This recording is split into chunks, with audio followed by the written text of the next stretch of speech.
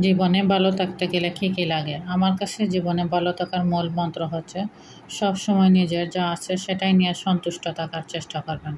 কখনোই অন্যের টাকা পয়সা বাড়িঘর সেটাকে নিজের করে পাওয়ার বা নিজের করে রাখার চেষ্টা করবেন না। কে কী করলো, কোথায় গেল, কী পড়লো, কার সাথে গেল সেটা নিয়ে মাথা কামাবেন না।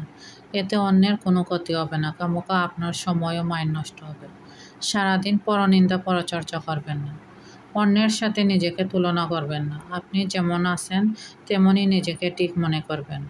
একজন ভালোভাবে থাকছে, পড়ছে, চলছে সেটা নিয়ে হিংসা করবেন না। চিন্তা করবেন যে সব মানুষের ভালোভাবে সুন্দরভাবে থাকার চলার অধিকার আছে। কারো দারিদ্রতা নিয়ে উপহাস করবেন না। কাউকে ছোট করে দেখবেন না। আজ আপনার সামর্থ্য আছে তাই দিব্যি চলাফেরা করছেন। একদিন তারও হয়তো সময় আসতে পারে, কারণ সময়ের 1 ফুট অসময়ের 10 ফুট। কারো উপকার করতে না পারেন কিন্তু অপকার করবেন না। মন খারাপ হলে ভালো ভালো বই পড়ুন, টিভি দেখুন, বাইরে ঘুরতে যান, প্রিয় মানুষের সাথে কথা বলুন। জীবনে সুখের পর দুঃখ, দুঃখের পর সুখ পর্যায়ক্রমে আসে। সে অবস্থায় ভেঙে পড়লে চলবে না। ধৈর্য সহকারে জীবনের কঠিন পরিস্থিতি মোকাবেলা করতে হবে। কাউকে টকিয়ে নিজে বড় হওয়ার চেষ্টা করবেন না। পরিবার, পরিজন, আত্মীয়স্বজন, বন্ধু-বান্ধবদের সময় দিন। জীবনসঙ্গীকে বন্ধু হিসেবে গ্রহণ করুন। তার কাছে মনের সব কথা বলুন। তার কাছে জীবনে কোনো কিছু লুকাবেন না। কারণ জীবনসঙ্গী হচ্ছে সবচেয়ে বড় বন্ধু। তার কাছে আপনি যে কথা খুলে বলবেন সেই আপনাকে সবচেয়ে বেশি হেল্প করবে। আপনার কোনো সমস্যা হলে সেই আপনাকে সাথে ঝাঁপিয়ে পড়বে। তাই আপনার জীবনসঙ্গীর সাথে জীবনের সব কথা শেয়ার করুন। আপনার পিছনে কে কী বলল না বলল সে বিষয়ে ধ্যান দিবেন না। এতে করে আপনার জীবনের সুন্দর মূল্যবান সময়ই নষ্ট হবে।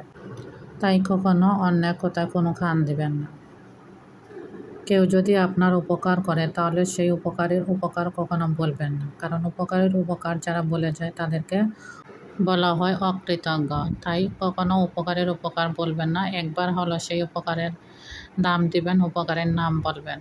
না হলে জীবনে আপনি কখনো শান্তিতে থাকতে পারবেন না।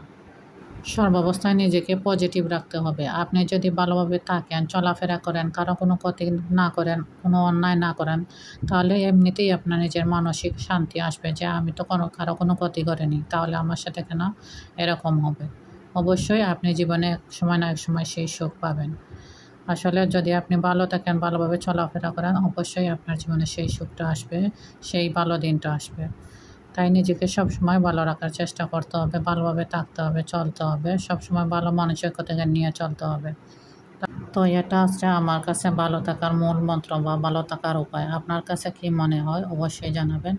কেমন লাগছে আমার ভিডিওটি এবং কথাগুলো অবশ্যই জানাবেন। ওকে, টাটা, বাই।